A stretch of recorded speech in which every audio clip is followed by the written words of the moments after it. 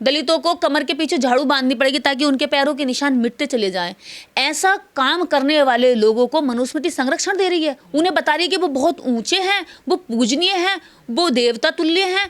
और ऐसे घटिया लोग, ऐसी घटिया जाति जिसने कहा कि दलित स्त्रियां अपने स्तन नहीं ढक सकती, यानी ब्रेस्ट टैक्स तक लगा दिया उन लोगों के जीवन को। सोचिए कितना क्रूर जीवन रहा होगा उनका, कितनी क्रूरताएं बरसाई होंगी। ऐसे लोगों को मनुस्मृति संरक्षण दे रही है, क्योंकि इस विचार ने हजारों वर्ष तक लोगों को रोंदा। इस विचार ने हजारों वर्षों तक दलितों की, अछूतों की अस्मिताओं को लूटा, उनकी बहन बेटियों के मान सम्मान को कुचला। क्या कभी शंकराचार्य ने कहा कि दलितों का इतना अपमान मत करो, उनकी बहन बेटियों का भी दर्द होता है, उनको तकलीफ मत दो? किसी शंकराचार्य का बयान आया? नहीं आया। देखिए, मनुस्मृति से ज्यादा घटिया कोई किताब नहीं इस दुनिया के अंदर। मनुस्मृति जैसी किताब ने इस देश को जितना बर्बाद किया है, शायद बाहरी आक्रमणकारियों ने भी नहीं किया। एक भी चीज़ इसमें अच्छी होती तो बाबा साहब डॉक्टर अम्बेडकर को ये जलानी नहीं पड़ती, और इसको जलाने के लिए भी एक ब्राह्मण ने ही उनका साथ दिया कि हाँ ये जलनी चाहिए क्योंकि ये मानवता के खिलाफ है। आज भी बहुत सारे ब्राह्मण इसके खिलाफ हैं क्योंकि उन्हें लगता है कि मानवता जरूरी है, मनुस्मृति जरूरी नहीं है। ये जो पुस्तक है, इस पुस्तक में हमारा नाम लेकर दलितों को, स्त्रियों को और जातियों तक का नाम लेकर, अहीर, कुम्हार, चमार, ठीक है, नाम लेकर के इसमें गालियां दी गई हैं। और इसमें सर्वश्रेष्ठ यानी कि हमारे सिर पर किसी पादरी को नहीं बिठाया गया, यानी दलितों के सर पर किसी पादरी पास्टर को नहीं बिठाया गया, किसी मौलवी को नहीं बिठाया गया, किसी और अन्य धर्म के धर्मगुरु को नहीं बिठाया गया, लेकिन दलितों के सिर पर यहाँ किसको बिठाया गया? ब्राह्मण को बिठाया गया। और किसने ये पुस्तक लिखी? एक ब्राह्मण ने लिखी। किसके लिए लिखी? एक ब्राह्मण के लिए लिखी। किसका इसमें सारा फायदा है? एक ब्राह्मण का फायदा है। शोषण किसका सबसे ज़्यादा है? इसमें दलितों का शोषण है, स्त्रियों का शोषण है। मैं दलित और स्त्री होने के नाते इस किताब की घोर आलोचना करती हूँ। आलोचना ही नहीं करती, बाबा साहेब डॉक्टर अम्बेडकर के विचार से प्रेरित होकर और मानवता से प्रेरित होकर जो भी व्यक्ति इसको पढ़ता है वो इससे घृणा करता है, क्योंकि ये सिर्फ एक जाति विशेष को अधिकार देती है, बाकी करोड़ों लोगों को, बाकी 90% लोगों के जीवन को आज़ादी से जीने की सारी उनकी शक्तियाँ, उनकी क्षमताएं छीन लेती है। तो ऐसी किताब भारतीय संविधान का कभी बराबरी नहीं कर सकती। ऐसे कितने कचरे वाली किताबें देश के अंदर आएंगी और ख़त्म हो जाएंगी, उनका कोई वजूद नहीं होगा। आज मनुस्मृति का कोई वजूद नहीं है, क्योंकि भारतीय संविधान सभी धर्मों की किताबों को इतनी आज़ादी देता है कि वो अपने एरिया या अपनी सीमाओं में रह करके उस धर्म की किताब को मान सकते हैं। अगर उस धर्म की किताब को मानते हुए आप किसी को तकलीफ दे रहे हो या संविधान का उल्लंघन कर रहे हो या कानून का उल्लंघन कर रहे हो, तो आपको सजा का प्रावधान है, वो सजा मिलेगी संविधान के तहत।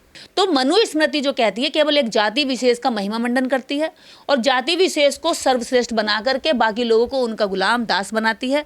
मनुस्मृति कहती है कि दलितों को शिक्षा का अधिकार नहीं है, दलितों को नौकरी में जाने का अधिकार नहीं है, दलितों को घोड़ी पर चढ़ने का अधिकार नहीं है। आज भी देखिए देश के अंदर जो मनुस्मृति को मान करके घोड़ी पे से दूल्हों को उतार देते हैं, दलित दूल्हों को, तो उनके खिलाफ कार्रवाई होती है होती, पुलिस जाती है नहीं जाती है। तो संविधान बड़ा है, मनुस्मृति कुछ मायने नहीं रखती है। ठीक कह रहे थे फिर। बयान बिल्कुल ठीक था। और रही बात उनकी नियत की कि वो किस आधार पर कह रहे हैं, पॉलिटिकल फायदा लेने के लिए कह रहे हैं या खुद के फेम के लिए कह रहे हैं, मैं ये नहीं जानती कि उन्होंने किस नियत से कहा है, लेकिन बयान एकदम जरूरी है और बहुत सही है, क्योंकि देश मनुस्मृति से नहीं, देश संविधान से चलता है। अगर मनुस्मृति इतनी ही अच्छी होती तो भारत को संविधान की जरूरत ही क्या पड़ती है, आप बताइए। मनुस्मृति से तो देश चल ही रहा था।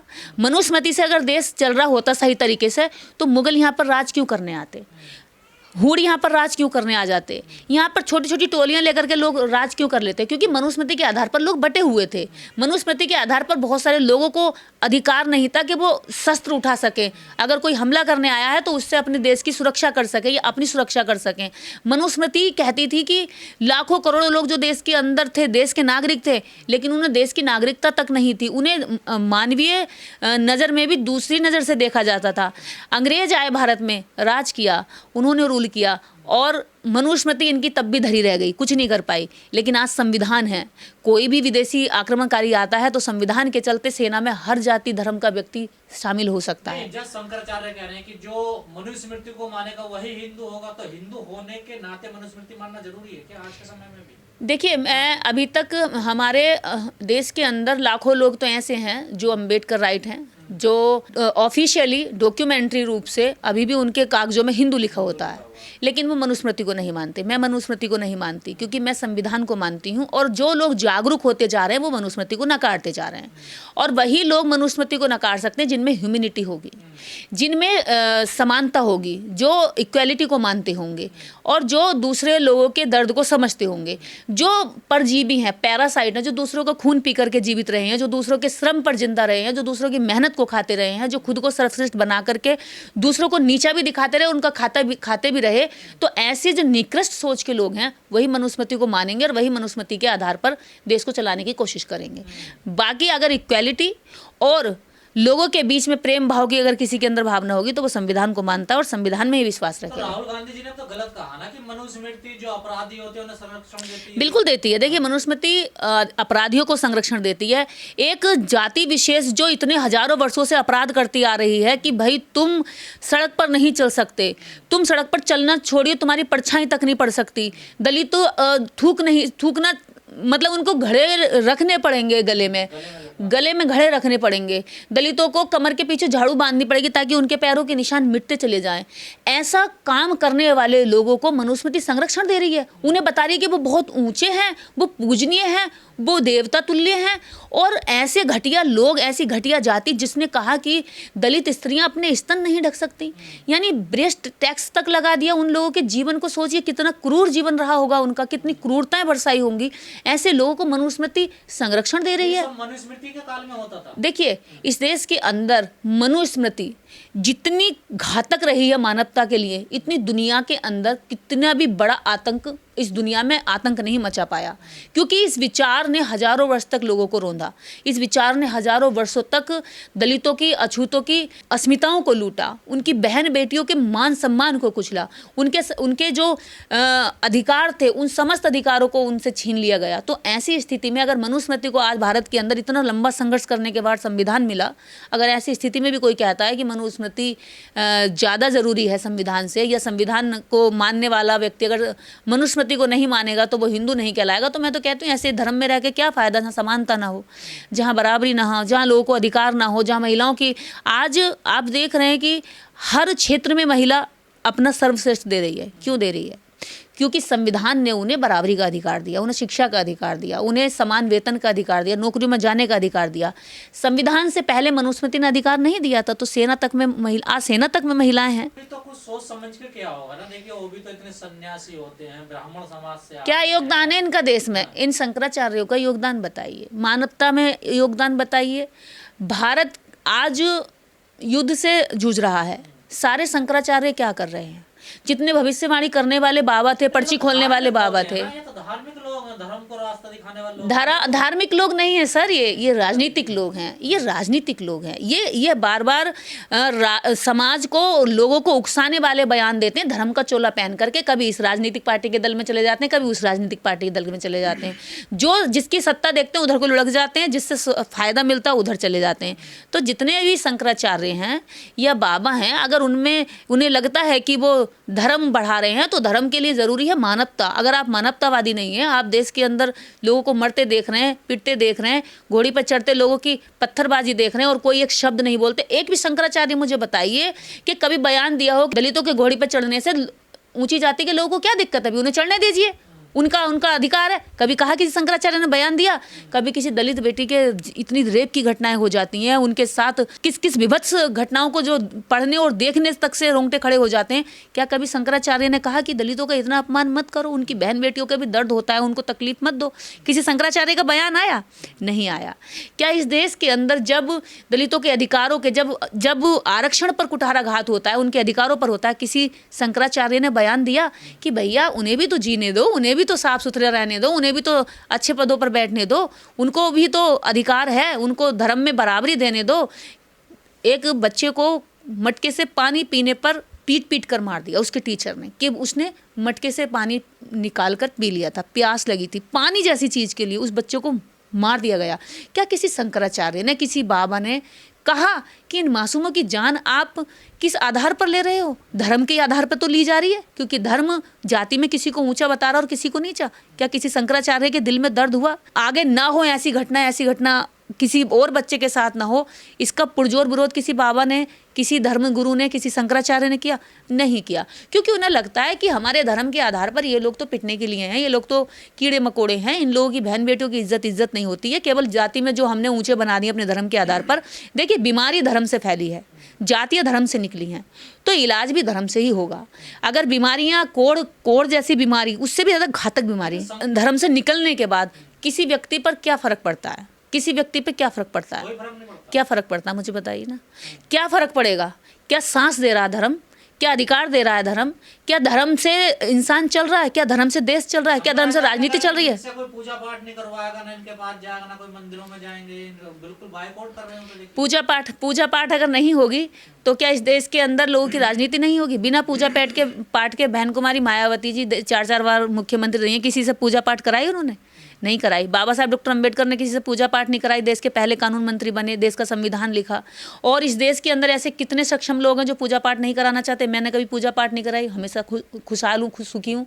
तो रही बात राजनीतिक रूप से राहुल गांधी जी या उनके पार्टी के लोगों की, तो ये वो देखें, उनका मैंने ठेका नहीं लिया कि उनकी तरफ से मैं लड़ाई लड़ूँ। मेरा काम है कि जो चीज़ गलत है उसको गलत कहा जाए, और लोगों के अंदर ये हिम्मत होनी चाहिए कि संविधान की सुरक्षा के लिए सामना करें, सही बात को रखने की हिम्मत रखें। बार-बार जब दुनिया चांद पे जा रही है, मनुस्मृति के लोग ये बात कर रहे हैं। देखिए, मनुस्मृति से ज़्यादा घटिया कोई किताब नहीं इस दुनिया के अंदर। मनुस्मृति जैसी किताब ने इस देश को जितना बर्बाद किया है, शायद बाहरी आक्रमणकारियों ने भी नहीं किया।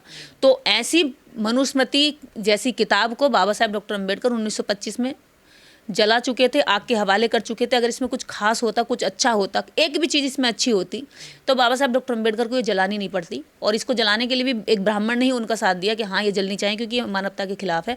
आज भी बहुत सारे ब्राह्मण इसके खिलाफ हैं क्योंकि उन्हें लगता है कि मानवता जरूरी है, मनुस्मृति जरूरी नहीं है। आज तक कोई भी हिंदू धर्म का व्यक्ति ये दावा नहीं कर पाया कि हिंदू धर्म का संस्थापक कौन है, हिंदू धर्म की स्थापना कब हुई, हिंदू धर्म को कब अस्तित्व में लाया गया।